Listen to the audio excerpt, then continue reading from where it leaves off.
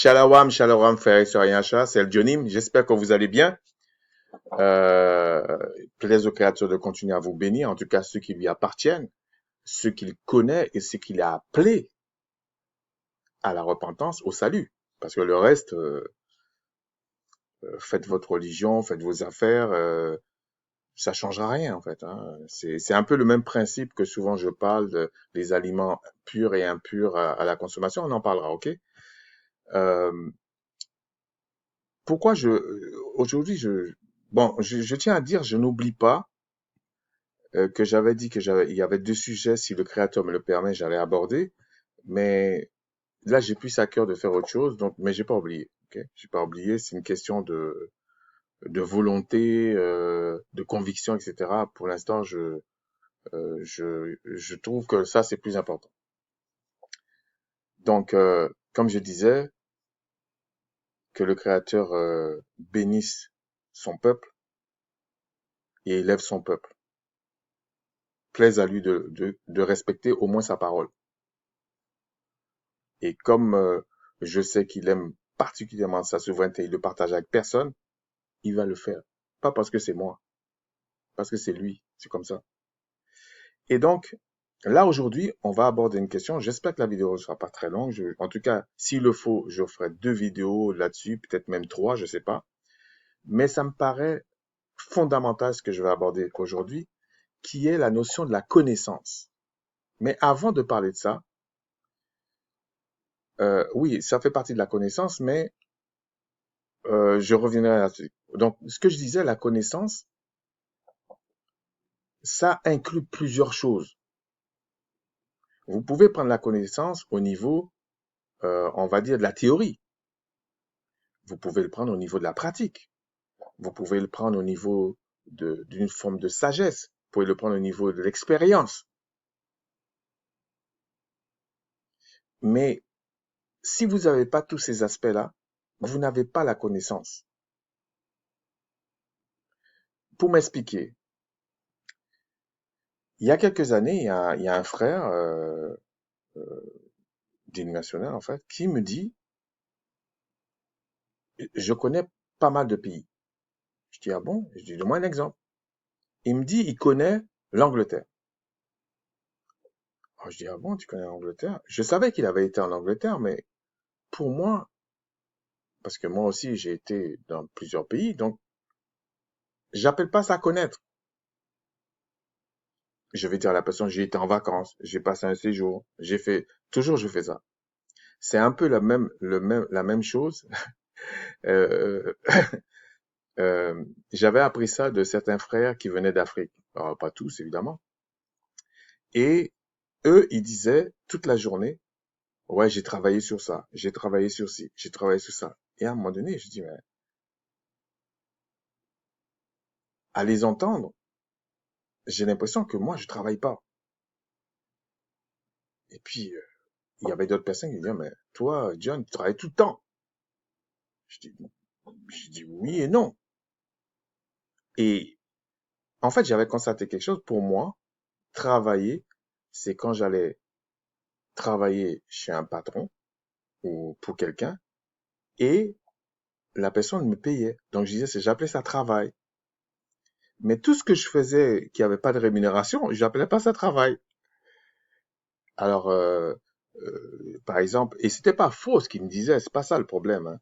C'était pour vous montrer que des fois, les mots et les circonstances ont une importance. Et pourquoi je vous raconte ça, c'est parce que il y a des gens qui vous disent, par exemple, je connais. Donc, il me dit, je connais l'Angleterre. Bon, j'avais été en Angleterre, je dis, mais moi, je peux pas dire je connais l'Angleterre, mais j'ai été en vacances, mais je peux pas dire je connais l'Angleterre. Il me dit, mais non, moi, je connais l'Angleterre.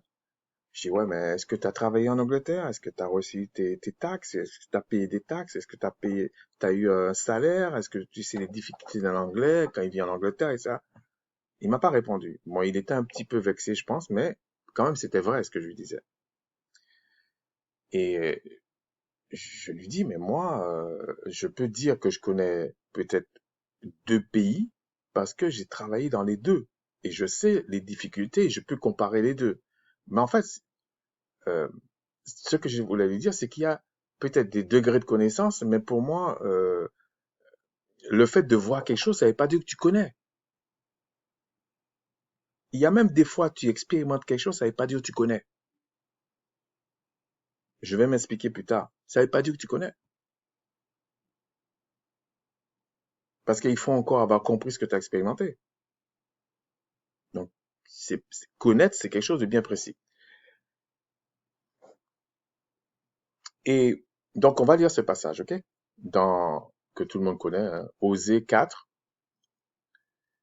il est écrit, écoutez la parole du Tout-Puissant, enfants d'Israël, car le Tout-Puissant a un procès contre les habitants du pays, parce qu'il n'y a point de vérité, point de miséricorde, point de connaissance du Créateur dans le pays. Il n'y a que parjure et mensonge, assassinat, vol et adultère. On use de violence, on commet meurtre sur meurtre. C'est pourquoi le pays sera dans le deuil, tous ceux qui l'habitent seront languissants. Et avec eux, les bêtes des champs et les oiseaux du ciel, même les poissons de la mer disparaîtront. Voilà, on voit les conséquences de l'action ou de la pratique d'un peuple, et notamment Israël. Mais que nul ne conteste, que nul ne se livre aux reproches, car ton peuple est comme ceux qui disputent avec les sacrificateurs. Bon, là, il explique, bon, on va revenir sur ça, là, il explique, les sacrificateurs étaient garants de la loi, entre guillemets. Et comme ils étaient garants de la loi, ils rappelaient des fois au peuple certaines choses, mais le peuple, il veut rien savoir, et puis ça pouvait corrompre même certains sacrificateurs, ce qui était le comble. Tu tomberas de jour, le prophète avec toi tombera de nuit, et je détruirai ta mère. Ça, c'est le Créateur qui dit, pour les gens qui disent que le Créateur ne fait rien. Bon, je vais aller voir quelque chose là, et puis je reviendrai pour voir s'il y a certaines traductions comme ça. Mon peuple est détruit parce qu'il lui manque la connaissance, parce que tu as rejeté la connaissance, je te rejetterai. Tu seras dépouillé de mon sacerdoce, puisque tu as oublié la loi de ton Créateur, j'oublierai aussi tes enfants.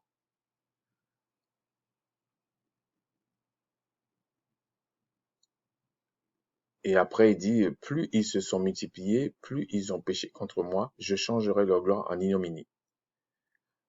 Donc, ici, le Créateur rappelle, bon, il faudrait lire tout le passage, mais rappelle que Israël vit dans l'apostasie. Ça veut dire un péché généralisé, même les sacrificateurs sont dedans.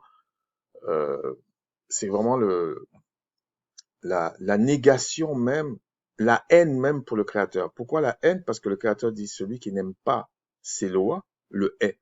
Et lui, il va le haïr aussi. Pour les gens qui pensent que le Créateur ne peut pas faire le mal. Mais si le mal existe, c'est que le Créateur sait le faire. Sinon, si vous dites que le mal existe et le Créateur sait pas le faire, ça veut dire, enfin, quand je dis le mal, destruction, les choses comme ça, si vous dites que le Créateur sait pas le faire, ça veut dire que il y a des choses qui existent, qui échappent au Créateur. Et c'est pas possible. C'est impossible, ça. Oui, donc je cherchais à savoir comment certaines traductions traduisaient ce passage, mon peuple est détruit, etc., ou je détruirai ta mère et tout ça, parce qu'il y a souvent des polémiques sur ces choses-là, et puis ça, ça tient même pas la route. Donc je vais juste aller voir, ça va prendre une minute, je pense. Euh, Dans la Bible des témoins de Jéhovah, par exemple, quand vous prenez Osée 4, euh, voilà ce qui est écrit. Vous pouvez aller sur Internet, vous allez le voir, hein.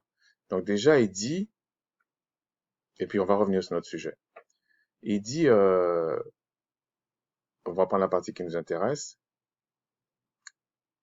et je ferai taire ta mère, au lieu de dire, alors j'ai été regarder la note, au lieu de dire je détruirai, et ici on te dit, euh,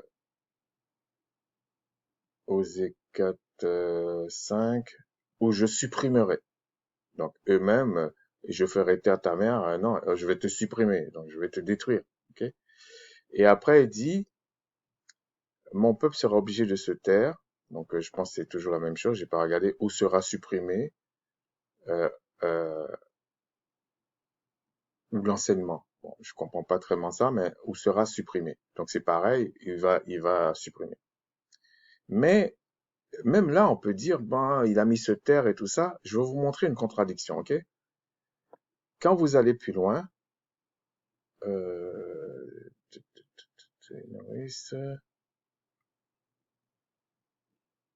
après, il dit, le peuple et le prêtre seront traités de la même façon. Bon, il faudrait lire après, hein. Mal nourris, pratiquent pas les Écritures, etc. Je leur demanderai des comptes pour leur conduite. Donc, il demandera des comptes, le Tout-Puissant, et je leur ferai subir les conséquences de leurs actions. Donc, subir les conséquences de leurs actions, c'est-à-dire que tu le vois aller se tuer, tu vas le laisser se tuer.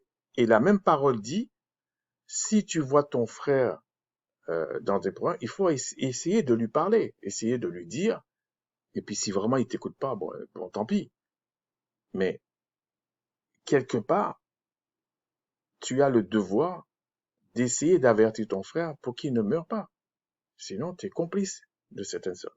Et de même que si tu vois ton frère faire quelque chose et tu dis rien, tu seras redevable aussi. C'est pareil. Donc en fait, quand les gens viennent nous dire non, le Créateur ne peut pas détruire, il ne peut pas faire de mal, ça, c'est vraiment raconter des inepties aux gens. Donc pour continuer, ici, pourquoi j'ai pris cette partie? Parce que souvent on prend ce passage pour dire mon peuple sera détruit, faute de connaissance et tout ça. Mais qu'est-ce que la connaissance? Vous savez, dans la dernière vidéo que j'avais fait sur ce frère Dan ou Dassin, ou Monsieur Dassin, pourquoi pas. Et il y a des personnes qui ont cette sale habitude de d'être des idolâtres. C'est-à-dire, il y en a qui sont pro-Dassin, anti-Dassin. C'est-à-dire que la connaissance n'avance pas. Je vais revenir sur un passage. Quand quelqu'un, lui ou quelqu'un d'autre, hein, prend le yiddish pour m'expliquer le paléo-hébreu, il y a un problème. Il y a un problème. Et il y a quelques années, j'étais à l'aéroport de Paris. Je sais pas si Orly ou Roissy, mais en tout cas, j'étais à l'aéroport. Et j'avais rencontré une jeune femme israélienne et je lui avais posé la question, est-ce que lorsque tu parles le yiddish, même si j'avais déjà mon idée, est-ce que tu comprends l'hébreu ancien? Elle avait été très très désagréable au départ avec moi. Et puis j'ai fait, oh, c'est bon. Et puis j'ai dit, mais moi je pose une question, vraiment c'est une question. Et puis elle a quand même compris qu'en fait ma question était vraiment une question.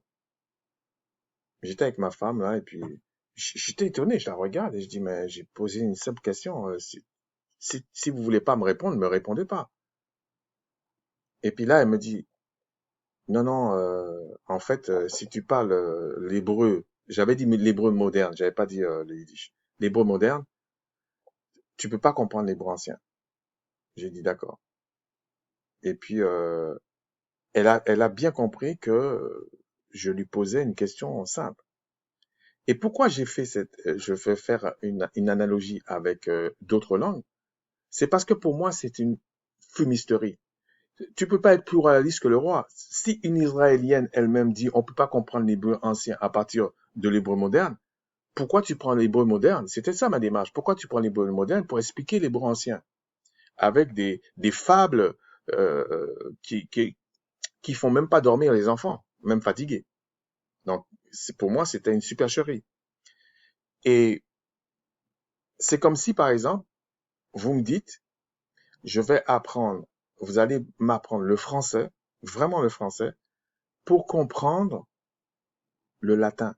Bon, c'est quand même faux parce que le français ne découle pas du latin. Ok, allez voir des linguistes, euh, c'est pas l'objet de ma vidéo. Mais parce que dans le français, il y a plein d'origines et puis c'est comme une soupe, hein. Ça vient pas du latin. Et vous pouvez vérifier. Prenez quelqu'un qui connaît très très bien le français, même un écrivain, ok, qui a des prix concours, tout ça, peu importe. et mettez-lui un texte en latin, là. Puis dites, expliquez-moi. Il va même peut-être vous insulter.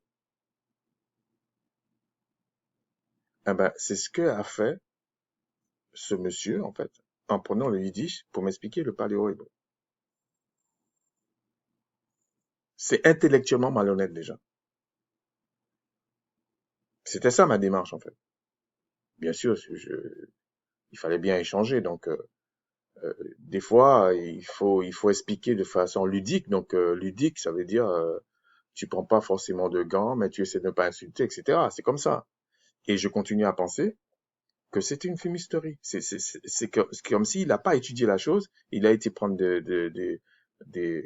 une encyclopédie à droite à gauche, et puis il a fait mettre une pote, et puis il nous l'a balancé.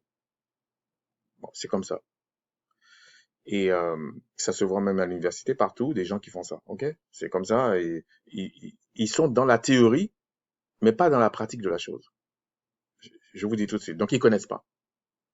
C'est comme quelqu'un, par exemple, qui va prendre l'hébreu, non, le grec moderne pour m'expliquer le grec ancien. Il n'arrivera pas. À ce propos, je connaissais un grec. J'étais en Angleterre à ce moment-là et j'étais en touriste, hein, donc et il était un peu furieux et je comprenais ce qu'il disait. Il était un peu furieux parce que euh, à chaque fois qu'on employait un mot, il me donnait une racine grecque. Il me dit mais pourquoi on dit que c'est le latin? Il n'était pas content en fait. Et il m'a même dit, il y a quand même certains Grecs qui pensent comme lui. Pas mal de Grecs. Ça dit que ça frustre les Grecs, en fait. Donc, excusez-moi, j'ai eu un appel, donc ça m'a un peu, j'étais obligé d'arrêter l'enregistrement. Euh, donc, ce que je voulais dire, c'est que ce n'est pas le fait que la personne, à la limite, utilise le yiddish qui me pose un problème. Ce n'est pas ça qui me pose le problème, en fait. C'est le lien avec le paléo-hébreu. Non, c'est pas honnête, ça. C'est pas honnête. À la limite, je trouve que c'est plus honnête de prendre le Kikongo et de voir le lien qu'il y a entre les deux. Je vous dis, je trouve que c'est plus juste. Parce que le yiddish, c'est une farce, en fait. Enfin, c'est une farce. C'est pas la langue qui est une farce. C'est le lien entre les deux qui est une farce. Donc, je peux comprendre, ça peut déranger certaines personnes, mais intellectuellement, c'est pas honnête. Vous comprenez? C'est pas honnête. Et puis après, on fait des fables pour essayer de retomber sur ses pieds. C'est un peu honteux. Et ça me permet d'expliquer autre chose. Je vais prendre ça comme, on va le dire comme lien. On va aller dans les Écritures et vous allez voir la connaissance, ce que c'est, ok? On va prendre quelques exemples. Euh, je vais essayer de prendre certains exemples et pour vous expliquer ce que c'est, ce que j'essaie d'expliquer. Parce que pour transmettre la connaissance, il faut savoir le faire et ça peut être, moi, je pars du principe, il faut être ludique. Bon, avant de prendre ça, je vais vous expliquer quelque chose. En fait, j'ai fait deux expériences dans ma vie qui a été un peu euh, important pour moi dans ce sens. La première, c'est que je me suis retrouvé dans une situation et il y avait des personnes qui avaient des difficultés pour écrire une langue, en l'occurrence le français, mais ils parlaient le français, mais ils avaient beaucoup de mal. Et ça m'a gêné. Alors j'ai dit, bon, ben, je vais les aider et tout. C'est pas si facile, les gars. Je vous dis tout de suite, c'est pas si facile, en fait. Parce qu'en fait, j'ai découvert, oui, il y a la théorie du français ou de n'importe quelle langue, il y a la théorie. Maintenant, il faut le transmettre maintenant. Et c'est pas comme ça, là. C'est pas que tu placades une théorie et puis tu dis, tu as fait ta job, voilà, les gens, ils se débrouillent. Non, c'est pas ça la connaissance. C'est pas ça la connaissance. Et j'avais découvert qu'en fait, je devais prendre en considération le vécu de chaque personne pour essayer de le motiver Et il n'y a pas de recette pour la motivation. Pour essayer de le motiver, et là, je parle de façon horizontale, je parle même pas du créateur et tout, même si je crée à lui, mais ce que je veux dire, pour motiver quelqu'un qui ne comprend pas la nécessité de certaines choses, tu n'arriveras pas, en fait. Tu n'arriveras pas. Tu perds ton temps, tu peux faire des vidéos, tu peux faire tout ce que tu veux, sauter en l'air, crier, pleurer. Il s'en foutra. Même s'il pleure avec toi, en fait, il s'en fout. Rien va se passer, en fait. Et donc, chaque personne, je pense qu'ils étaient 2 ou 3, je devais essayer de comprendre le vécu de chaque personne. Bah, en plus, ça te mettait des claques parce que tout le monde n'a pas un vécu si simple que ça. Donc, il fallait déjà digérer ça et trouver une astuce pour motiver chaque personne de façon différente. C'est-à-dire que essayer de parler à chaque personne pour lui faire comprendre que sa situation, tu la comprends et tu fais ça. Bon, pourtant, dans la théorie, la connaissance, c'est quoi? Transmettre la connaissance, c'est quoi? Ah ben, chacun prend un bouquin et puis il le lit. C'est ça la connaissance. Non, dans la théorie, ça oui, mais dans la pratique, c'est pas ça. Et puis, la deuxième chose, c'était un peu plus tard. Donc, j'avais eu cette expérience-là, j'avais fait d'autres, peu importe. Donc, j'étais un peu plus en disant, mais je peux faire ci, je peux faire ça. Le problème qu'il y avait dans ça, c'est que j'avais découvert un truc, même si c'était théorique, que lorsque tu enseignes quelqu'un, tu apprends en même temps. Alors, c'est pour ça que c'est très compliqué pour moi quand je vois les gens juger n'importe comment un responsable ou un président ou un prof et tout ça. Je ne veux pas dire qu'il n'y en a pas des mauvais, je parle pas de ça. Essayez de comprendre ce que je sais dire. Ce qui est mauvais, je parle pas de ça. Je parle de bonne foi. C'est très difficile et c'est très facile de, de, de, de prétendre connaître quelque chose qu'on n'a jamais expérimenté. C'est très facile. Et souvent, les gens font ça. Et malheureusement, le peuple israélite est tombé dans ça aussi. C'est-à-dire qu'il se permet de parler de certaines choses au lieu de s'occuper de ses propres affaires. C'est comme par exemple, les gens parlent du racisme, ils parlent n'importe comment du racisme. Euh, Ils définissent pas ce que c'est le racisme, on comprend plus rien. Et puis, il y a même maintenant des mélanodermes, quand ils parlent du racisme, ils parlent de l'homosexualité, des handicapés, de quoi ils parlent? Des poules, des chats, des chiens. Enfin, ils parlent de tout. Et puis ils disent non, ça c'est pas bon, ça c'est le racisme. C'est pas ça le racisme. C'est pas du tout ça le racisme. Ça c'est la discrimination, le mépris, enfin tout ce que vous voulez. Mais c'est pas ça le racisme. Ça n'a rien à voir. Au point qu'ils maintenant ils disent le racisme anti-locoderme. Ça n'existe pas. Ça n'existe pas. Alors que les leucodermes disent ça, pas de problème.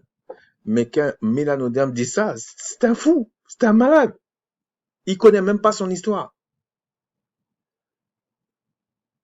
Et donc, je disais la deuxième fois, qu'est-ce qui s'est passé? Enfin, quand je dis la deuxième fois, ce qui m'a marqué, il y en a eu d'autres, mais ce qui m'a marqué, c'est maintenant, il y avait les questions. Les questions. Et j'ai constaté que je comprenais, par la grâce du puissant, des facettes de ce que je pensais comprendre. Que je, que, Qu'en fonction de la question, des fois c'était 2 jours après, des fois c'était tout de suite.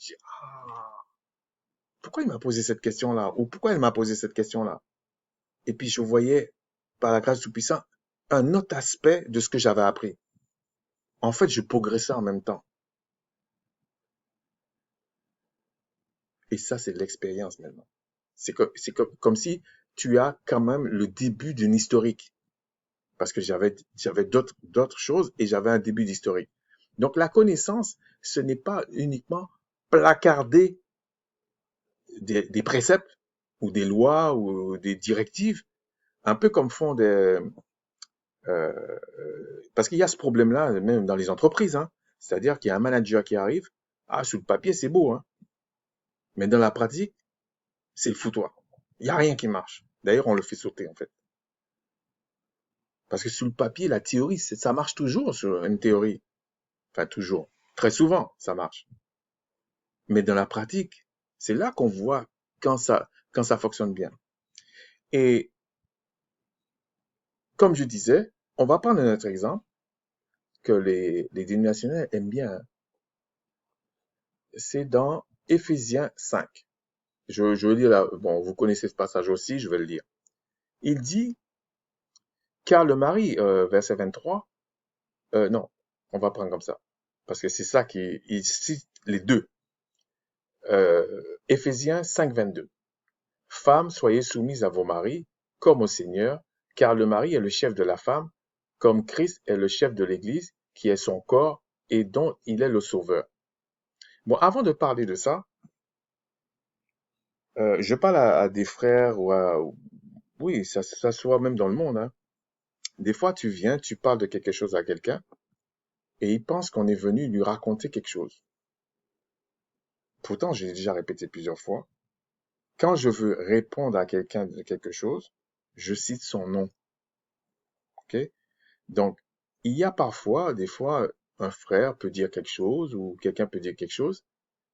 Il faut pas tomber dans la mythomanie ou de la paranoïa de croire que c'est parce que je suis au courant que je fais ça. Non, j'ai à cœur de faire ça, je le fais. Et si euh, je réponds à quelque chose, à quelqu'un de quelque chose de bien précis, je cite son nom. Voilà, c'est comme ça. Donc, il faut pas tomber dans la paranoïa pour certains en tout cas. Et donc, ici, on va parler de deux choses en même temps. Parce que si on dit un chef, c'est qu'il y a un subalterne. C'est comme ça. Que ça vous plaise ou pas, c'est comme ça. Mais est-ce qu'à dire que le subalterne ne sert à rien? S'il n'y a pas de subalterne, il n'y a pas de chef. Mais le lien avec la connaissance, c'est quoi? Il y a des hommes, parce que je pars du principe, dès que je vois une femme, et particulièrement une Israélite, faire n'importe quoi, pour moi, le responsable, c'est l'homme. Et je vais vous expliquer pourquoi. Il y a des hommes, ils confondent être chef et être macho. Macho, c'est un mépris de la femme. C'est ça, macho. De même qu'il y a certaines femmes qui confondent être soumise et être, euh, comment dire, et être rien du tout. Il y a quand même un juste milieu. Il y a des hommes qui viennent. Bon, je vous dis tout de suite, ça fait des années que je parle comme ça, donc pensez pas que c'est parce que aujourd'hui j'ai découvert ça, hein. Mais je vais vous expliquer ce que je pense, ok? Vous prenez un homme, on va prendre en l'occurrence un Israélite, ok? Qui dit, voilà, je crois en les lois du Créateur, etc., etc. Et il ne sait pas, il n'a pas de connaissance de la loi. Et je vais vous expliquer pourquoi. Il a une théorie de la loi. Ah, il les connaît, hein. Il peut même les citer. Mais il a aucune expérience, aucune sagesse. Il a aucun don de communication des choses. Mais si tu dis que tu es un chef et tu es marié, le propre de vivre ensemble, c'est de communiquer. Mais tu sais pas communiquer. Tu viens, tu placardes ça. Tout le monde est autorisé dans la maison parce que le monsieur s'est levé un matin en disant, ah, la loi dit ça, c'est comme ça, coupe les têtes. Mais c'est que t'es un idiot en fait. Tu connais pas le créateur. Parce que le créateur, quand il te connaît, parce que c'est ça le salut, hein, le créateur qui te connaît, c'est pas vous qui le connaissez. Quand il te connaît, il t'enseigne. Et il est doux et humble de cœur. C'est comme ça. Donc, il vient pas, même s'il connaît, il sait très bien faire la part des choses, ton vécu, ta façon d'être, comment. Et d'ailleurs, qui peut connaître une femme, euh, si ce n'est son mari, surtout quand ce mari dit qu'il craint le Créateur. Donc, le Créateur te dit rien, c'est ta femme. Tu vois pas, t'es un menteur. Et donc, il vient, soit il fait le macho, soit il est efféminé. C'est pareil, c'est deux faces d'une même pièce. Ok. Donc, s'il est macho, il cherche pas, et puis il prend comme exemple, comme si le Créateur est avec lui. Mais le Créateur va le frapper. Jamais le Créateur va s'associer à ça. Non. C'est-à-dire que la femme fait un petit faux pas, paf, il coupe la tête. Lui, il fait 15 faux pas. Non, je vais vous expliquer. Mais non, c'est pas sérieux ça, en fait. Et tout ça, c'est un problème, c'est que la personne ne s'est pas attardée sur ce qu'est la connaissance. Déjà, la connaissance vient du Créateur. Et vous pouvez pas avoir la connaissance si vous n'avez pas le fruit de l'esprit, si vous n'avez pas le Créateur qui tabernacle en vous. C'est comme ça où vous demeurez en lui. C'est pas possible. C'est impossible. Vous faites des films, vous êtes en train de mentir aux gens. Et vous êtes des meurtriers. Vous n'aimez pas vos femmes, vous n'aimez pas vos frères, vous n'aimez pas vos sœurs. Vous n'aimez personne. Vous vous aimez même pas. Vous êtes un malade. C'est comme ça. Alors, il y a des gens qui vont dire, ouais, mais quand tu parles comme ça, c'est un peu dur. Ouais, mais si tu connais pas ta maladie, comment veux-tu espérer chercher un médecin pour te soigner? Si tu nies que tu pèches, comment vas-tu invoquer le Créateur pour déjà te repentir, pour lui demander aide-moi à me repentir si je sais pas le faire, et comment tu vas faire pour lui demander pardon pour telle chose que tu trouves que c'est tout à fait bien. Il y a quelque chose qui colle pas. Donc tu seras un égaré qui pense que ce que tu es en train de faire est bien, c'est tout.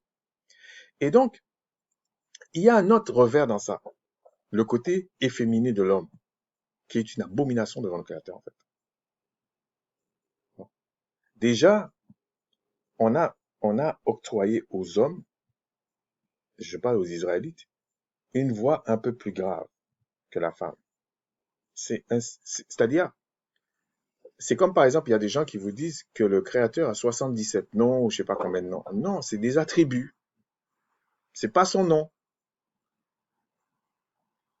Ce sont des attributs. On va dire le Tout-Puissant, le Glorieux, le Merveilleux, le Redoutable, etc. C'est pas des noms, ça. C'est des attributs. C'est comme si on va dire, euh, oui, tu sais, le gars qui habite vers chez moi, là, tu sais, il est comme ci, il est comme ça. On va dire, ah, je vois pas qui c'est.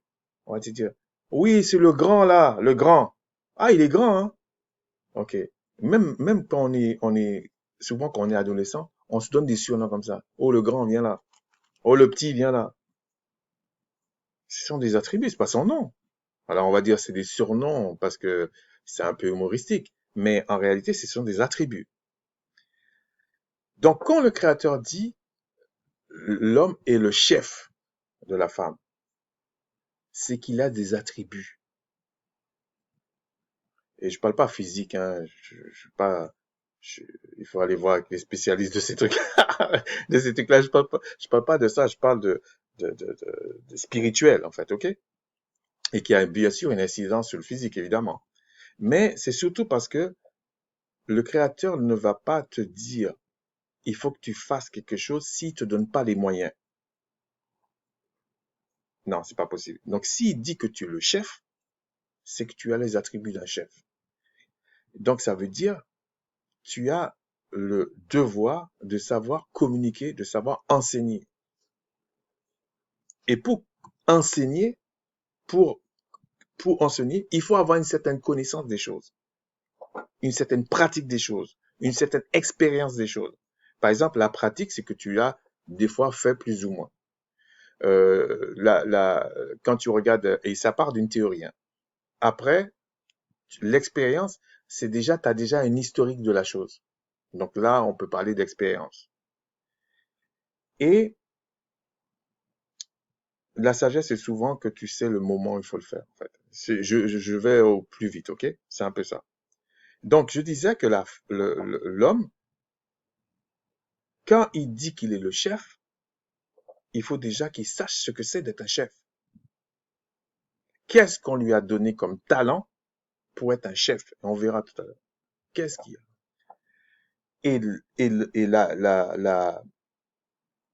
Et le fait de communiquer ce que tu dois faire. Par exemple, je vais vous prendre un exemple. Lorsqu'on dit la maison, oui, quelque part, on peut dire c'est la maison de telle sœur ou de tel enfant, etc. Mais sur le plan spirituel, la maison appartient au chef de la maison. Bon, je ne vais pas revenir sur la loi des vœux, etc. Mais on peut revenir sur ça une autre fois. Peut-être s'il faut, je vais revenir spécialement sur ça. OK? Mais quand on dit ça, ça ne veut pas dire que tous les autres éléments n'ont pas leur importance. Un peu comme Adam et Ève. Les gens qui aiment bien Adam et Ève pour parler de délire là, prenons Adam et Ève. Ève a fait quelque chose qui a entraîné Adam et qui a mis des problèmes dans le monde. Vous voyez bien que ça vient d'une connaissance que le diable avait. Il ne peut pas faire ça. Il connaissait les faiblesses, il connaissait les failles, il connaissait tout ça. C'est pour ça que les Écritures disent, il rôde autour de vous pour savoir comment passer là. Et il va toujours aller vers le maillon faible. Alors maintenant, il est, entre guillemets, on va dire sur le ton humoristique, il est dans la joie parce que si l'homme est efféminé et la femme est pas à sa place, il va pas se casser la tête. Il peut aller par l'homme, il peut aller par la femme, tout va tomber. Mais à l'époque, il était obligé de passer par la femme. C'est comme ça. Et puis si vous n'êtes pas content de ça, éliminez la jeunesse dans la lecture que vous faites. Il n'y a aucun problème. Donc, maintenant, on va essayer de comparer la maison à une entreprise, ok? C'est une comparaison, hein. Calmez-vous, c'est pas une entreprise, c'est une comparaison. Je dis ça pour certains, calmez-vous. Donc, vous savez, dans une entreprise, vous avez tout ce qui est opérationnel, ça veut dire le quotidien, là. Et puis vous avez le reste ça peut être tactique, ça peut être stratégie, qui est quand même moyen et long terme.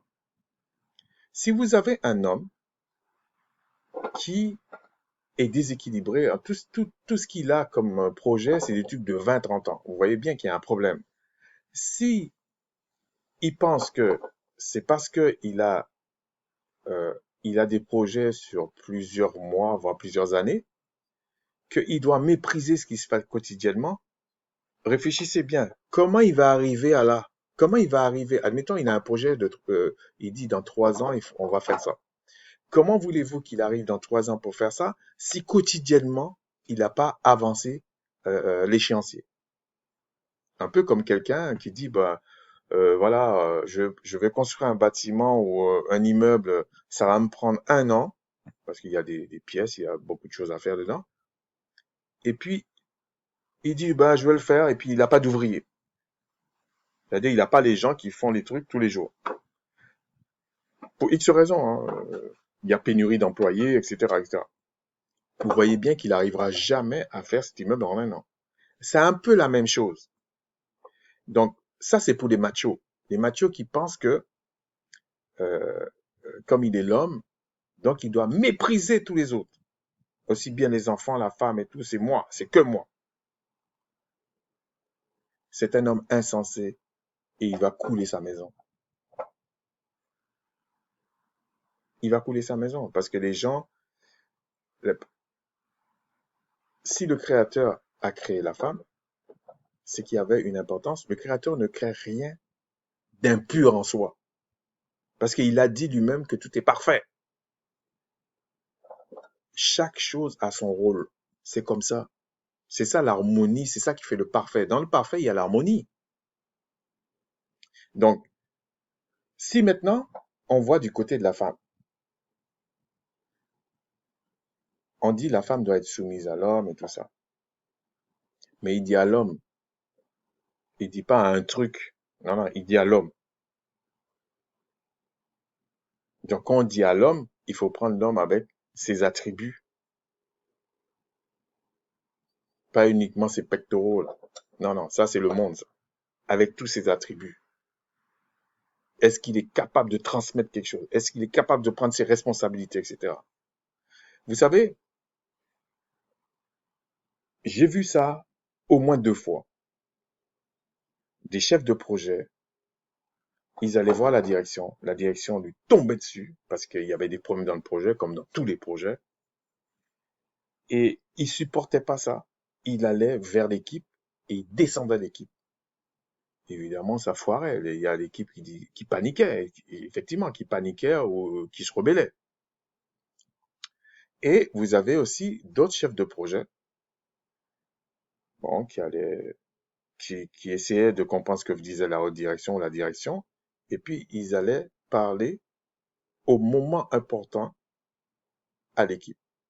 C'est-à-dire que l'équipe gardait toujours sa motivation, sauf quand il y avait un flag à lever, il levait le flag. Il disait, oh, oh, là, euh, on est en borderline, là, il y a un problème, etc. Il prenait peut-être pas tout le monde, il prenait certains, et puis quand ça concernait tout le monde, il le disait à un moment donné. C'est-à-dire, il arrivait à avoir l'équilibre entre pas dire trop tard et pas dire trop tôt, et pas tout dire. C'est comme ça. Prenez un homme, un jour, je parlais avec ma femme comme ça, je dis non, il y a des choses dont déjà, j'assume, hein, j'ai dit à ma femme, c'est pas que tu n'es pas ma femme, c'est pas ça. Mais je peux pas te faire confiance à 100%. Déjà, t'es pas le Christ. T'es pas le créateur. T'as des faiblesses. Comment je peux te faire confiance à 100%? Je te fais confiance, mais pas à 100%. Au début, bon, elle comprenait pas, je voulais en venir. Puis j'ai dit, mais c'est parce que je suis honnête. Est-ce que tu me fais confiance à 100%? Au début, elle a dit oui. J'ai dit, non, non, non, on va réfléchir ensemble. Est-ce que tu me fais confiance à 100%? Alors après, je rigolais avec elle, puisque je lui disais, mais si je te mets en haut d'une montagne, je te dis balance-toi, tu vas te balancer. Elle me dit, mais non, c'est insensé. Je dis, mais tu me fais pas confiance à 100%. Puis c'est correct, c'est normal. Tu as une cervelle. Et le macho pense que la femme n'a pas de cervelle. Je vous dis tout de suite. Il pense que c'est lui et il se comporte de la même manière avec le créateur. En fait, il essaie d'imposer une idée du créateur au créateur. Ça passera jamais. Et ça, c'est le macho. C'est pas ça un chef.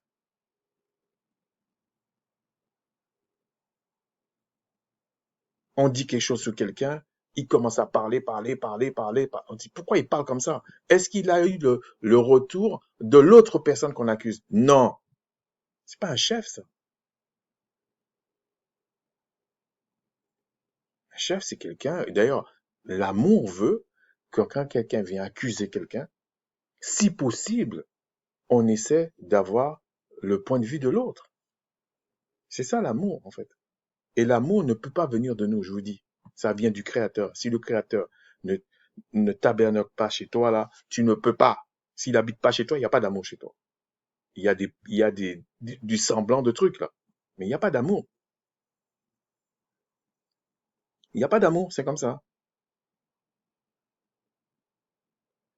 Et maintenant, on va prendre du côté de la sœur, maintenant. Elle est soumise, soi-disant, et tout. On va prendre, il y a deux possibilités. Comme on avait dit chez l'homme, il y a le côté machiste, macho, et le côté efféminé. Mais de l'autre côté, tu as le côté, on va dire, soumise, on aurait dit une larve, ou le côté, je sais pas comment dire, féministe. C'est-à-dire que la femme pense qu'elle représente l'homme, mais elle n'a pas les attributs. Quand elle parle, elle a une petite voix, etc. Elle n'a pas les attributs. Donc, qu'est-ce qu'elle va faire pour compenser? Elle va être méchante. Elle pense que c'est ça l'autorité. C'est pas ça l'autorité. Et l'homme qui accepte ça, c'est un lâche, c'est tout. C'est comme ça. Vous savez, pour ma part, quand je dois reprocher un truc à un homme, même un homme du monde, je le fais jamais devant sa femme. Pas parce que je méprise la femme, non, pas du tout. C'est parce que je sais pas comment expliquer ça. C'est parce que pour moi, c'est aller mettre encore un problème dans un couple et j'ai pas le droit de faire ça. J'ai pas le droit de faire ça. Et je trouve toujours ça très très sale quand je vois une femme dire n'importe quoi et puis l'homme il est là, il dit rien. Je vais vous donner un exemple personnel, ok? Parce que on ne doit pas rester toujours dans la théorie, mais je vais pas rentrer dans tous les détails. Un jour, ma femme fait, qu'est-ce qu'elle fait? Elle a été dire à quelque chose à quelqu'un. Ouais, voilà, nous c'est comme ça, c'est comme ci, c'est comme ça. Mais c'était pas simplement une petite parole, parce que je veux pas rentrer dans les détails, c'est pas simplement une petite parole, mais ça engageait tout le monde, hein. Et puis elle vient, elle me dit, mais est-ce que j'ai bien fait? Alors j'ai dit déjà, t'as fait quelque chose et après tu viens me voir. J'ai dit, le procédé, il est un peu, peut-être borderline un peu, ok? Elle me dit non, non. Et puis, donc on discute comme ça. Puis j'ai dit, moi, je sais pas si ça va répondre à ta question, mais moi, je vais te poser une question. Et moi, je veux savoir, en tant qu'Israélite, qui t'a donné le pouvoir de faire ce que tu as fait? Comme ça, ça va être clair, quoi. Ça va répondre aussi à ta question. Elle me dit, je comprends pas ce que tu veux me dire. Alors je rigolais et puis je reviens vers elle. Je dis, mais écoute, moi, ce que je veux savoir, c'est est-ce que le Créateur t'a envoyé un ange ou il y a quelque chose dans les Écritures, quelque chose qui te donne le pouvoir d'avoir fait ce que tu as fait et venir me dire, t'as fait ça. Attention, ça ne veut pas dire qu'elle peut pas dire quelque chose sans me dire, c'est pas ça, hein. Mais là, c'était quelque chose qui engageait vraiment tout le monde. Elle me dit, ok, je vois ce que tu veux dire. Donc, et là, elle part dans l'autre sens. Donc, je vais aller voir la personne et je vais lui dire le contraire alors. J'ai dit non, t'as déjà dit, je vais arranger ça. Et effectivement, quand j'ai vu la personne, j'ai dit, chez nous, c'est comme ça. Voilà. Mais je m'étais quand même arrangé avec ma femme. Donc, c'est quoi la moralité de ce que j'essaie de dire? C'est-à-dire que il faut que chacun sache c'est quoi le Créateur attend de lui, en tant qu'homme, en tant que femme, même certains ados, etc. Il y a bien une façon de faire. C'est ça la connaissance. Et quand le Créateur euh, reprochait à Israël certaines choses, c'était dans ce sens. Il faisait n'importe quoi. Je vais vous donner un autre exemple, que ce soit une femme ou un homme. On va aller, et puis je vais arrêter là, et puis je ferai la suite après, si le Seigneur le permet. On va aller dans Matthieu 25, 12. Alors, c'est la parabole des talents. Bon, je vais pas le dire parce que ça va me prendre trop de temps, mais il dit, en gros, je vous le dis, il y en avait un qui avait 5 talents qu'il a fait fructifier, et puis il y en avait un qui avait 1 talent, mais il disait le maître était tellement dur, donc je vais cacher mon talent. Et ça me rappelle toujours l'homme qui ne prend pas ses responsabilités, qui ne cherche pas à faire fructifier ses talents, c'est-à-dire son talent d'être un chef. Et c'est pareil pour la femme. Quand la femme essaie de sortir de la voie du Créateur, que ce soit dans un sens ou un autre, elle est dans la même situation. Et le Seigneur, lisez cette histoire-là, vous allez voir, le Seigneur va en vouloir à la personne. Il est comme un peu la parabole, enfin pas la parabole, l'expérience que Christ a fait devant les disciples quand il a vu le figuier et puis il a maudit le figuier. Ça n'a pas donné les fruits, là, il maudit ça. Il détruit ça. C'est pour ça que je vous dis souvent, quand on dit maudire, c'est qu'on détruit. On ne peut pas maudire. C'est pour ça qu'il est interdit de maudire Israël. Yachara ne peut pas être maudit. Mais par contre, le Seigneur peut punir Yachara. C'est pas pareil. Et donc, quand vous voyez ça, Par exemple, quand vous voyez un homme qui remplit pas les conditions pour être un chef, ça déstabilise toute sa maison. Parce que ça rassure pas. Un peu comme dans un projet, je sais pas pour ceux qui font des projets, quand vous avez un chef de projet qui n'arrive pas à faire sa job, ça rassure pas l'équipe. Ça met une sorte de tension dans l'équipe. Il y a des gens qui tombent dans burn-out, il y en a d'autres qui démissionnent, il y en a, non, ils veulent rien savoir. Ah, ouais, on a un nouveau projet, là, tel frère ou machin, on a un nouveau projet. Ah, c'est pas mal, j'aime bien cette entreprise et tout. Ok. C'est qui le chef de projet? Ah, machin. Non, oublie-moi, là. Oublie-moi. Non, non, non. Non, non, non, non, non, non. Oublie-moi, j'ai un autre projet. Ne présente même pas mon CV, ne dit rien du tout. Pourquoi il dit ça, le gars? Parce qu'il dit non. Même si tu me payes plus cher, ça va être la galère. C'est la chose la plus difficile pour moi d'entendre, c'est quand je vois un frère, enfin, ça peut être dans les deux sens, mais on va parler dans le sens que j'ai déjà vu, une sœur ou des enfants, on lui dit ouais, mais on va demander à ton père. Ouais, bon, c'est bon, on va pas le faire en fait. C'est-à-dire que attends, mais pourquoi tu dis ça? Pourquoi vous dites ça? Non, non, on le connaît, il va même pas se décider, c'est sûr qu'on va pas y aller, c'est bon, c'est bon. C'est pas le fait qu'il dit qu'ils vont pas y aller qui pose problème. C'est qu'en réalité, il va pas statuer. Pour une banalité, il peut pas. Et il y a le fait que quand tu es, quand la personne ne remplit pas une condition, la nature a horreur du vide et c'est un autre qui prend la place. Donc, on va prendre un couple, c'est la femme qui va vouloir, mais là, vous la sortez dans sa zone de confort. Après, elle est tordue, mais ça, c'est différent. Mais au début, elle sort de sa zone de confort. Parce qu'elle, elle est plutôt dans le, je dis en général, elles sont plutôt dans l'opérationnel. Mais l'opérationnel n'exclut pas les stratégies. C'est pour ça que c'est très difficile pour une femme d'élever un enfant seul. C'est pareil pour un homme, hein. Parce que l'homme, ouais, il faut faire ci, il faut faire ça. Oui, c'est vrai, il va le faire ou la femme va le faire, mais vous lui demandez trop d'efforts. Et souvent, d'ailleurs, c'est une des choses qui arrive que le diable a compris parmi les Mélanodames notamment et les Israélites. Il y a beaucoup de sœurs seules qui élèvent des enfants. Et c'est une catastrophe. C'est une catastrophe.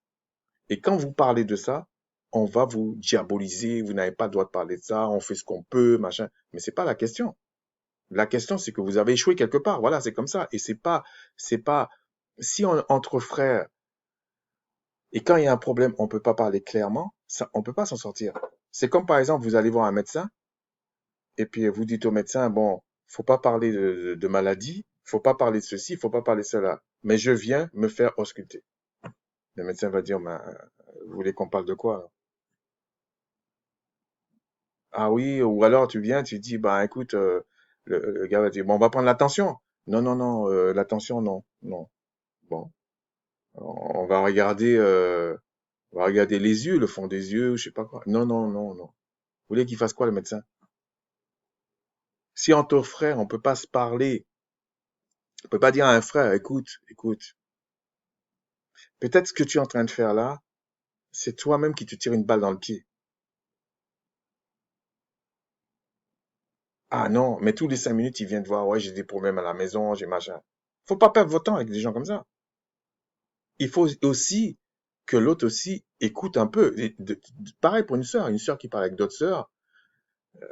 Ouais, il faut que tu écoutes de temps en temps, en fait. Il faut que tu écoutes de temps en temps.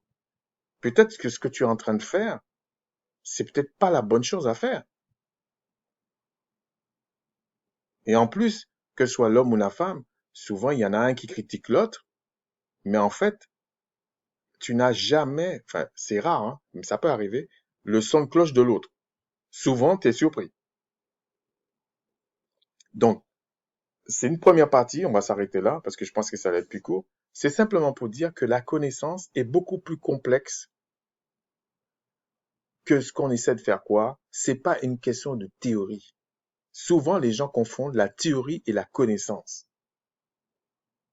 Ils prennent un texte là, ils prennent, je sais pas, je prends l'hébreu ancien ou je sais pas quoi, ils prennent le latin ou n'importe, puis ils disent voilà, ça se dit ça, c'est ça. Non, c'est pas comme ça que ça fonctionne. C'est pas comme ça que ça fonctionne. Et pareil, une femme qui prend le dessus sur son mari, quand je dis prendre le dessus, c'est-à-dire, elle sait très bien qu'elle maîtrise pas ça. Déjà, déjà, la nature même, la façon que le Créateur a fait les choses, pourquoi il t'a donné une petite voix? Même l'enfant, là, il sait, c'est comme ça. L'enfant, qui l'a expliqué? Ah non, c'est maman, il faut écouter maman aussi. Ah, le père dit rien, il s'en fout. C'est pas c'est un mauvais enfant. Mais quand ça va venir qu'est-ce qu'il y a? Ta mère t'a dit d'aller au lit. La mère est jalouse. Pourquoi tu es jalouse? Tu peux pas être jalouse. Ou alors on va te faire une opération, change les cordes vocales. Je sais pas. C'est comme ça. Donc, chacun a des bonnes choses. C'est comme ça. Simplement, pour que ça fonctionne bien, bah, le créateur a dit, bon, l'homme, c'est le chef. Voilà. C'est pas que c'est mauvais de ne pas être chef.